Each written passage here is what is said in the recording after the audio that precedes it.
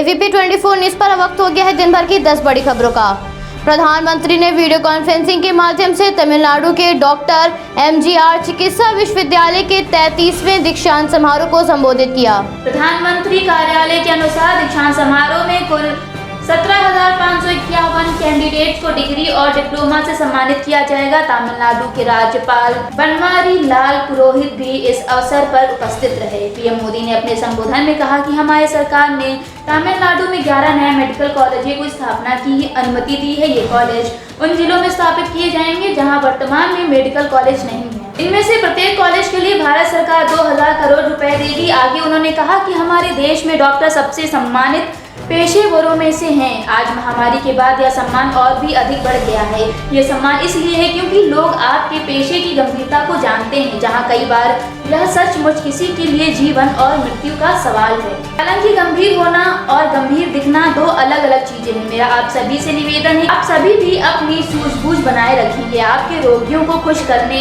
और उनका मनोबल ऊंचा रखने में आपकी मदद करेगा। आगे अपने संबोधन में प्रधानमंत्री ने कहा, 2014 में देश में 6 एम्स थे। पिछले 6 वर्षों में हमने देश भर में 15 और एम्स स्वीकृत किए हैं। वहीं पिछले 6 वर्षों के दौरान MBBS सीटों में 30,000 से अधिक की वृद्धि हुई है, जो 2014 में 50% से अधिक बढ़ी है। PG सीटों में संख्या 24,000 की वृद्धि हुई है, जो 2014 से लगभग 80% बढ़ी है। आगे उन्होंने कहा, आप ऐसे समय में स्नातक कर रहे हैं जब भारतीय चिकित्सा पेशेवरों, वैज्ञानिकों और फार्मा पेशेवरों के लिए प्रशंसा और उनका सम्मान किया जा रहा है। कुल मिलाकर भारतीय स्वास्थ्य परिस्थिति तंत्र को नई आंखों, नई सम्मान और नई विश्वसनीयता के साथ देखा जा रहा है।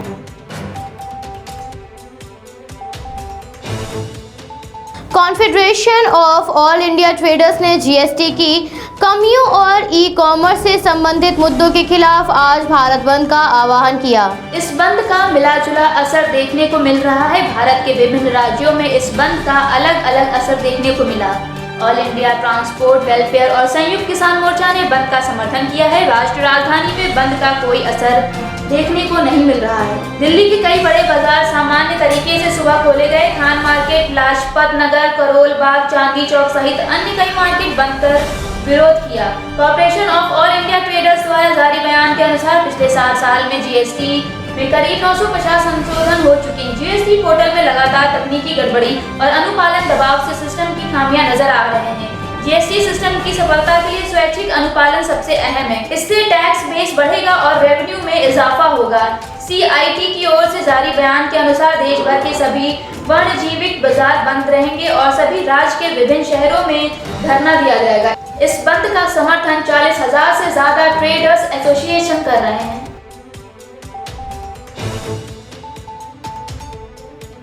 हरियाणा सरकार जबरन धन परिवर्तन और सार्वजनिक संपत्ति को नुकसान पहुंचाने वालों के खिलाफ बजट सत्र में कड़े कानून बनाने जा रही है।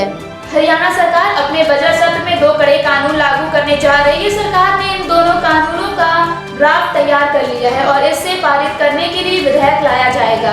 गृह मंत्री अनिल विज के अनुसार राज्य में बढ़ते जा रहे जबरन धन परिवर्तन के मामलों को रोकने के लिए सरकार ने यह विधेयक लाकर इसका सख्ती से पालन करने का मन बनाया है। इस मुद्दे पर सरकार पूरी तरह से गंभीर है और अब इसे रोकने के लिए विधानसभा से कानून पास करवाने की तैयारी की जा रही है।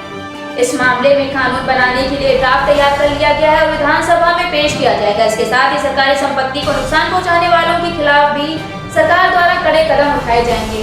सरकारी संपत्ति को नुकसान पहुंचाने वालों के विरुद्ध सख्त कार्रवाई की जाएगी। उत्तर प्रदेश की सरकार की तर्ज पर यह कानून बनाया जाएगा। आगे विज ने कहा, ऐसा कानून बनाया जाएगा जो भी सरकारी संपत्ति का नुकसान करेगा उसकी भरपाई उसी व्यक्ति से कराई जाएगी। आए दिन विरोध प्रदर्शन के कारण सरकारी संपत्ति को नुकसान पहुंचता है। ऐसे में प्रदर्शनकारियों से ही नुकसान की वसूली की जाएगी।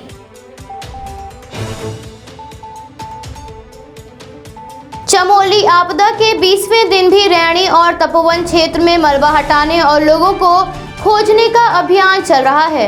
बैराज साइट और सुरंग से मलबा हटाने का कार्य शुक्रवार को भी जारी रहा। गुरुवार को भी यहाँ कोई शव नहीं मिला। सुरंग के पीछे से लगातार मलबा आ रहा है, जिससे काम करने में दिक्कत का सामना करना पड़ रहा है। आपको बता दें, अभी तक आपदा में मारे गए 70 लोगों के शव और 30 मानव अंग बरामद हो चुके हैं। इनमें से 40 की पहचान हुई है, जिनकी शिनाख्त नहीं हुई है।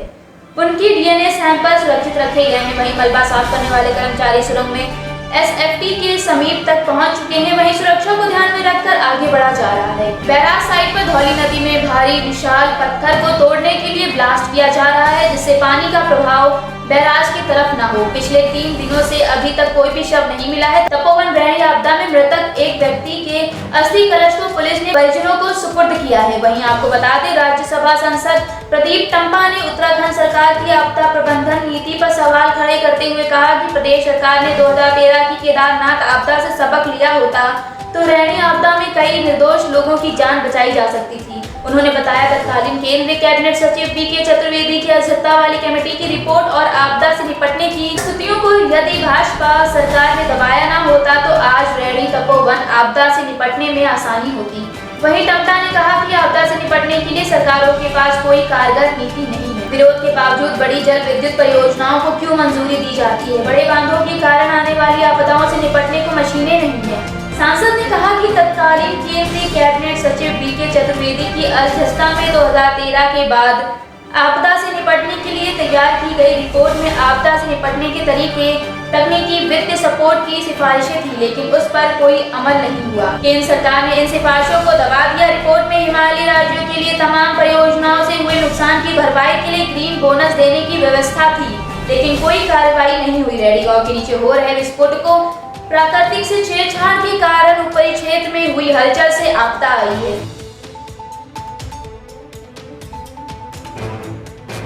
बालाकोट एयर स्ट्राइक की दूसरी वर्षगांठ पर रक्षा मंत्री राजनाथ सिंह ने भारतीय वायुसेना के साहस और परिश्रम को सलाम किया।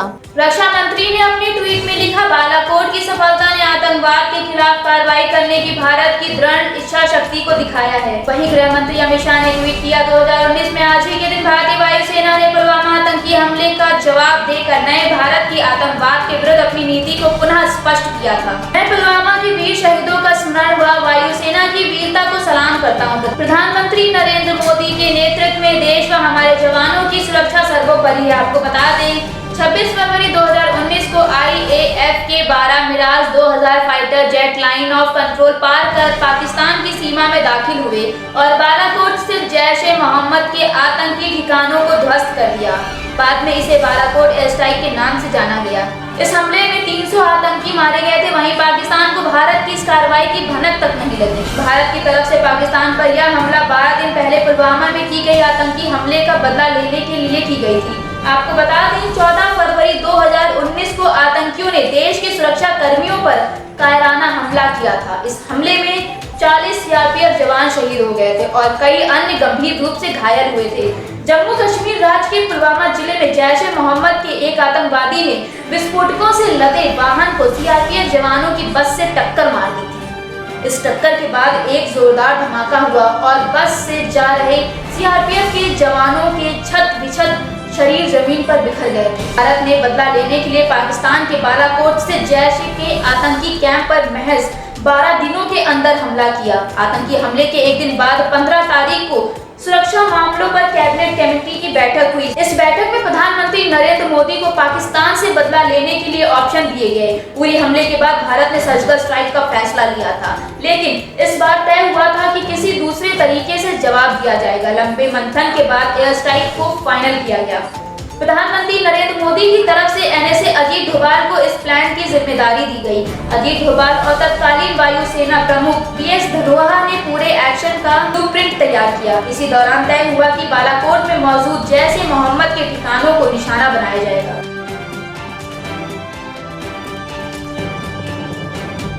गणतंत्र दिवस पर लाल किले पर हुई घटना की जांच अपराध शाखा द्वारा की जा रही है। नोटिस मिलने के बाद भी किसान नेता जांच में शामिल नहीं हो रहे हैं। लाल किला हिंसा के ज्यादातर आरोपी किसान नेता सतनाम सिंह पन्नू और श्रवण सिंह पंडेर हिंसा ग्रुप से जुड़े हुए हैं।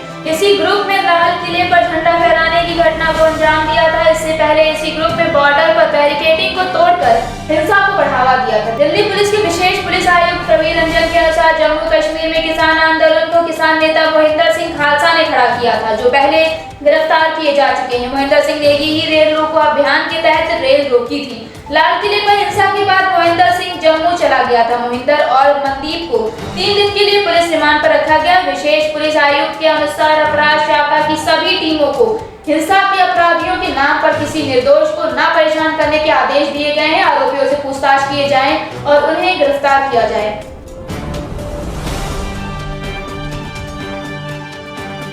भारत में टीकाकरण अभियान शुरू होने के बाद कोविड-19 के मामलों में गिरावट आई थी, लेकिन एक बार फिर से संक्रमण के मामलों में वृद्धि होने के कारण फरीदाबाद में 15 नए कंटेनमेंट जोन की घोषणा की गई है। कोरोना के मामलों में लगातार वृद्धि हो रही है, जिससे सरकार की चिंता बढ़ गई है। घोषित किए गए Faridabad, Jawahar colony, greenfield colony, Sihi गांव, सेक्टर 14, फ्रेंड्स कॉलोनी, सेक्टर 7 स्थित जैन कॉलोनी, नवादा नजदीक स्थित कॉलोनी, सेक्टर 8 नेहरू कॉलोनी आदि को कंटेनमेंट जोन घोषित किया गया है। सरकार के दिशा निर्देश के अनुसार ही शहर में कंटेनमेंट जोन घोषित किए गए हैं। छत्तीसगढ़, महाराष्ट्र, केरल, पंजाब, तमिलनाडु, पश्चिम बंगाल, जम्मू कश्मीर, गुजरात और पंजाब में संक्रमण के मामलों में वृद्धि देखी गई है। इसको देखते हुए कंटेनमेंट जोन फिर से बनाए गए हैं और लोगों को सख्ती बरतने की अपील की गई है। फरीदाबाद में स्वास्थ्य विभाग के अनुसार 3 मामलों की पुष्टि हुई है।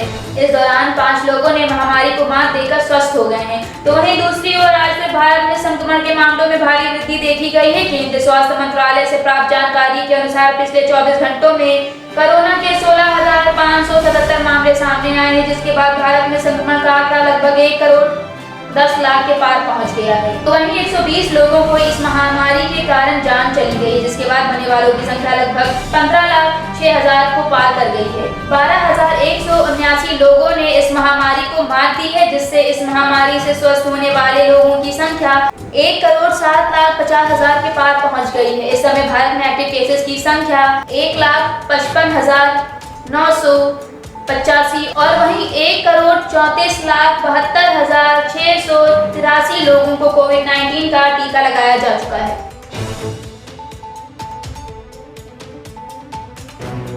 उत्तराखंड में अगले 48 घंटे मौसम खराब होने के आसार जताए गए हैं।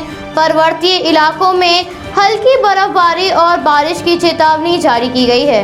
वहीं देहरादून व अन्य मैदानी इलाकों में भी मौसम में बदलाव हो सकता है। मौसम केंद्र के निदेशक विक्रम सिंह ने बताया कि उत्तरकाशी, चमोली, रुद्रप्रयाग, अल्मोड़ा, नैनीताल के ऊंचाई वाले इलाकों में हल्की बर्फबारी की संभावना है। इससे निचले इलाकों में हल्की बारिश व आकाश से बिजली गिरने की आशंका है। देहरादून, हरिद्वार में भी बादल छाए रहने की संभावना है। वहीं शनिवार को भी मौसम खराब रह सकता है। आपको बता दें, हरिद्वार में बीते 15 सालों में गुरुवार का दिन सबसे अधिक गर्म रहा। 25 फरवरी को अधिकतम तापमान 31 डिग्री रिकॉर्ड हुआ, जबकि 2006 को 25 फरवरी को अधिकतम तापमान 31.6 डिग्री सेल्सियस रिकॉर्ड किया गया। 1.5 दशक में सबसे अधिक गर्म दिन की वजह से बीते साल अक्टूबर और नवंबर माह में बारिश का नहीं होना माना जा रहा था। मौसम विभाग के मुताबिक मार्च की शुरुआत में से अभी गर्मी सताएगी। इस साल की फरवरी के महीने में गर्मी ने नया रिकॉर्ड बना दिया है। गुरुवार को तापमान 31 डिग्री सेल्सियस तापमान दर्ज किया गया है। यह अभी तक फरवरी का सबसे गर्म दिन रहा। अभी तक सबसे गर्म फरवरी का महीना वर्ष 2006 में रहा था, जब अधिकतम तापमान 31.3 दर्ज किया गया था। लेकिन गुरुवार को तापमान ने इस आंकड़े को भी पार कर दिया। इससे एक दिन पहले बुधवार को भी 29.2 डिग्री के साथ 10 साल का नया रिकॉर्ड बनाया था। इस साल की फरवरी में गर्मी में हो रहे इजाफे से हर कोई हैरान है। आमतौर पर फरवरी अंत तक ठंड महसूस होती थी, लेकिन इस बार तापमान में लगातार इजाफा हो रहा है। मौसम केंद्र निदेशक विक्रम सिंह ने बताया कि यह रिकॉर्ड अधिकतम तापमान है। कोरोना काल में लंबे समय से बंद पड़ी रेलवे अब चलने लगी है। यात्रियों की सुविधा के मद्देनजर रेलवे प्रशासन ने लोकल ट्रेन की संख्या में धीरे धीरे इजाफा करना शुरू कर दिया है। 1 मार्च से मथुरा, गाजियाबाद, हाथरस, दिल्ली जंक्शन और अलीगढ़, नई दिल्ली के बीच अनारक्षित मेल चलाने का निर्णय लिया गया है। इसके साथ ही यात्रियों की सुविधा को देखते हुए रेलवे प्रशासन ने मोबाइल ऐप अनारक्षित टिकटों की बुकिंग करना प्रारंभ कर दिया है।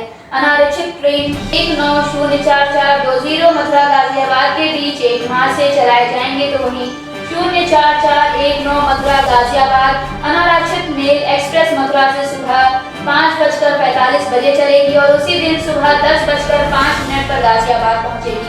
वापसी में 04420 गाजियाबाद मथुरा अनारक्षित मेल एक्सप्रेस वे गाजियाबाद 4:05 पर चलेगी और 8:40 पर मथुरा पहुंचेगी। बीच में वृंदावन रोड, 16 का बुधेश्वर, फरीदाबाद, फरीदाबाद टाउन, हजरत निजामुद्दीन, शिवाजी ब्रिज, नई दिल्ली, दिल्ली सदर बाजार, दिल्ली जंक्शन, विवेक विहार, दिल्ली शारदा जंक्शन, साहिबाबाद जैसे स्टेशनों की दिशाओं में ठहरेगी।